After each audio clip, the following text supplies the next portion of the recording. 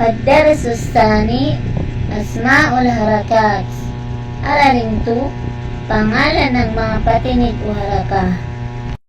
Asma'ul harakat hiya arba'atu anwa'. Pangalan ng mga patinig o haraka ay 4 na klase. Pang-una, fatha. Pangalawa, kasra. Pangatlo, dhamma. Pang-apat, sukun. Ang pang-una po ay fatha. Nakita niyo po ba yung nasa bilog? Yan po ang itsura ng fatha. Para siyang guhit sa itaas. Subukan po natin siya ilagay sa isang letter o harf.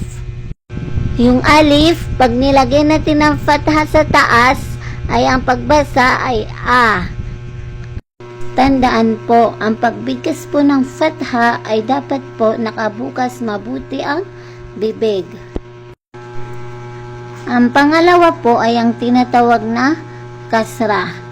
Ang itsura po ng kasra ay nakikita niyo po ba yung nasa bilog? Yan po ang itsura ng kasra. Maliit lang po siya na guhit na nakalagay sa ibaba. Subukan natin po siya ilagay sa letter o harf. Ang alif na nilagyan ng kasra sa baba ay ang pagbigkas ay A. Tandaan, ang pagbigkas po ng letter A o kasra ay lagi po tayong naka-smile. Hindi po siya mabibigkas na hindi tayo naka-smile. Ang pangatlo po ay dhamma. Ang itsura po ng dhamma ay bilog siya na maliit na nasa itaas ng haraf. Nakikita niyo po ba yung bilog? Yan po ang itsura na dhamma. Subukan po natin lagyan ng alif ng dhamma sa taas. Ang pagbasa po diyan ay O. Tandaan po, ang dhamma ay lagi po nakanguso ang bibig. Nakanguso po. Hindi po siya mabibigkas na hindi po nakanguso ang bibig. Ang panghuli po ay sukun. Ang sukun po ay maliit po na bilog na nasa taas. Patay po siya ang tawag diyan. Subukan po natin lagyan ng alif na sukun. Ang pagbasa po ay Yan po yung maharaka o patinig.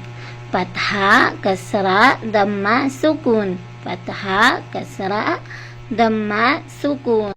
A, E, O, A, E, O, Tandaan, ang fatha ay buka, kasra ay smile, dhamma ay nguso. شكرا لكم جزيلا والسلام عليكم ورحمة الله وبركاته. Thank you for watching.